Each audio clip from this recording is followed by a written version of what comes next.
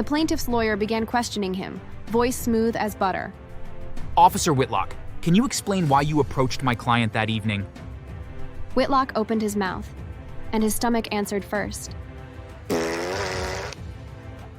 The sound bounced off the wood-paneled walls.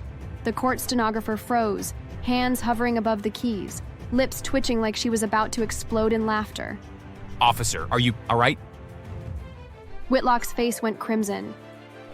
Yes, Your Honor, just indigestion. But then it happened again, louder this time, and a juror actually put his head down to hide his grin. The trial had to be recessed for technical issues, though everybody knew the only malfunction was in Whitlock's gut. At the county fair, he was judging the pie contest, cameras rolling, reporters everywhere. He bent down to taste a slice of cherry and froze, eyes wide. Officer Whitlock, you okay?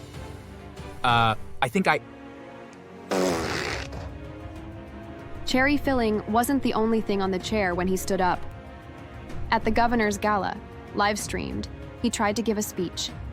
He got through maybe 3 sentences before the governor's wife gagged, people scattered.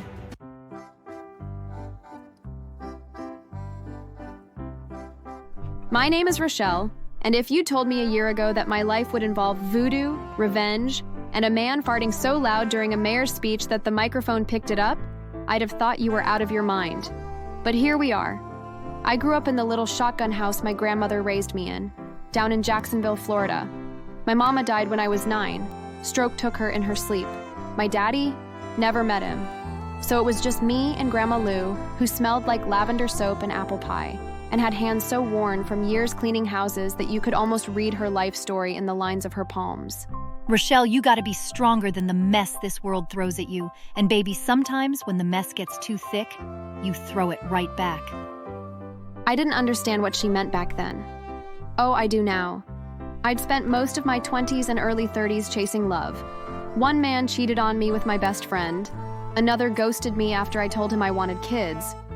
The last one told me he wasn't ready for commitment, right before proposing to someone else 3 months later. After that, I was done.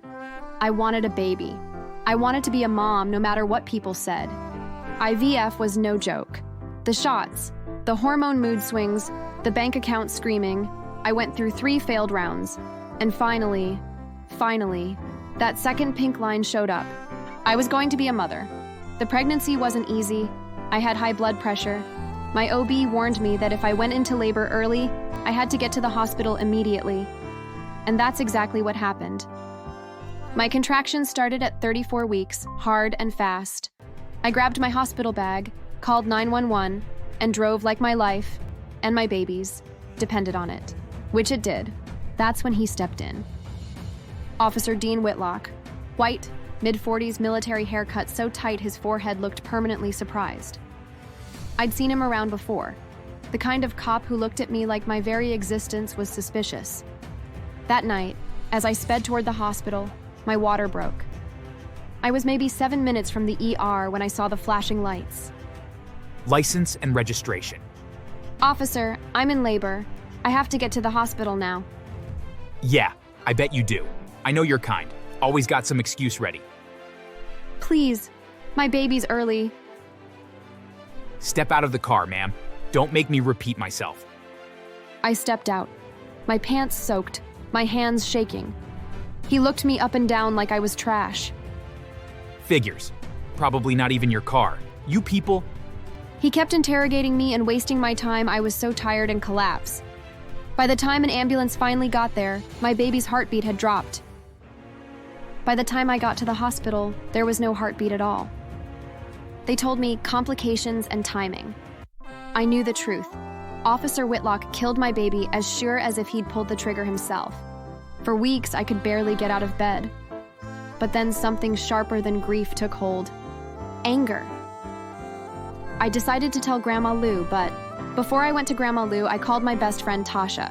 She rushed over with takeout from my favorite diner and a pint of cookie dough ice cream. Girl, if I could, I'd key his car, spray paint his badge number on every wall in town, and...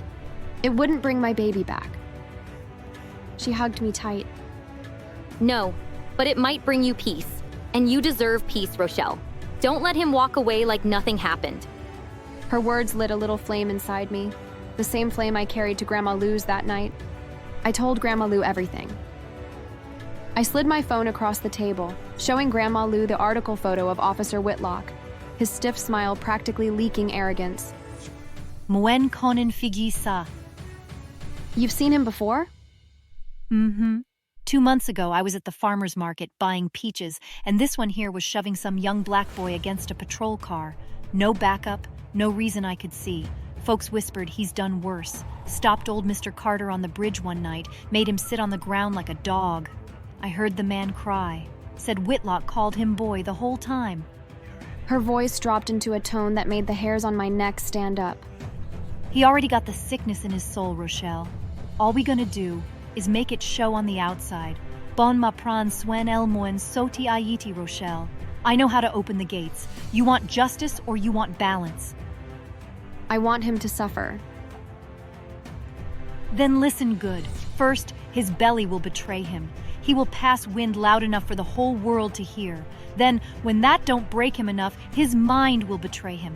He will forget important things, and at night babies will chase him in his dreams until he wakes up sweating, too tired to work. That night, she lit black and white candles, sprinkled graveyard dirt in a circle, and chanted in Haitian Creole. The air got heavier. My skin prickled. She spat rum into the flames, and the fire jumped high. It is done. The very next week, it began. First, it was a city council meeting.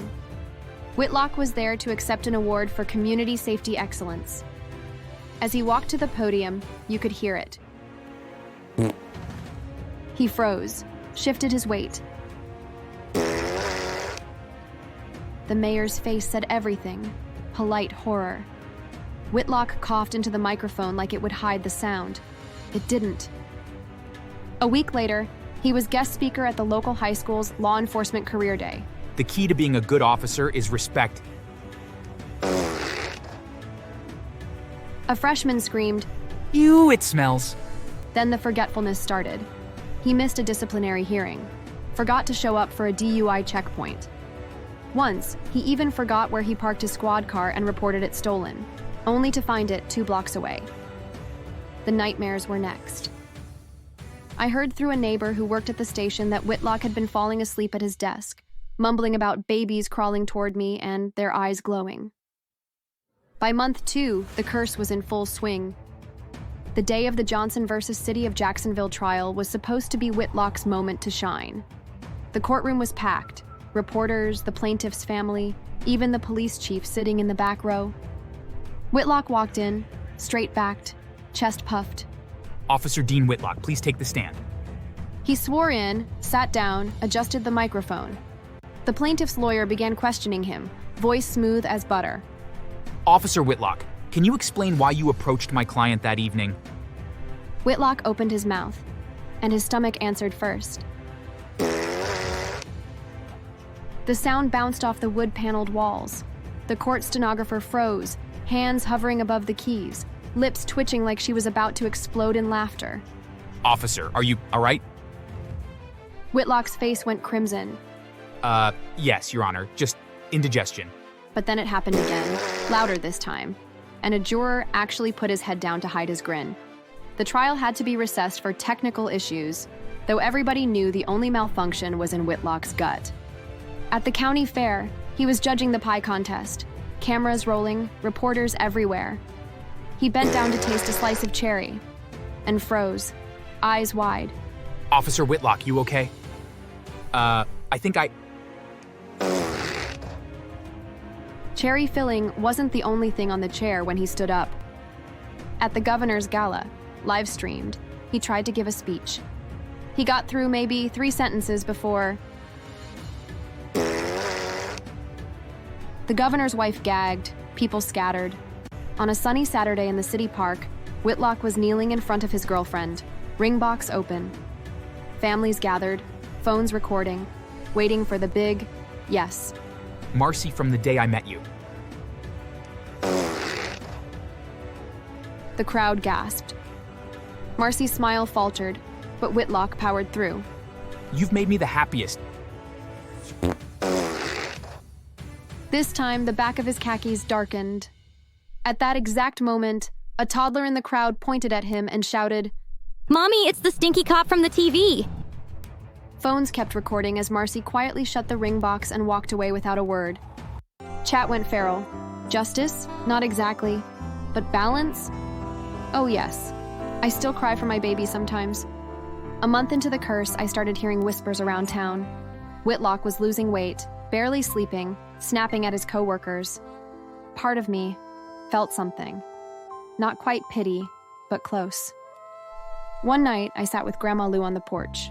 Grandma, you think maybe I went too far? Rochelle li prend petit ou. He took your child. He took your joy. If he suffers now, it is only the balance being paid. Bondi pa bly. Her words settled in my chest like a warm stone. No, this wasn't too far, not even close. That will never stop. But knowing that Whitlock can't stand in a room full of people without worrying about his guts, can't rest at night without phantom babies chasing him, well, that's the kind of comfort only a Haitian grandmother can give. So if you like this story, hit that like button, subscribe, and maybe light a candle for someone who deserves it. Just not near any open flames if Whitlock's around.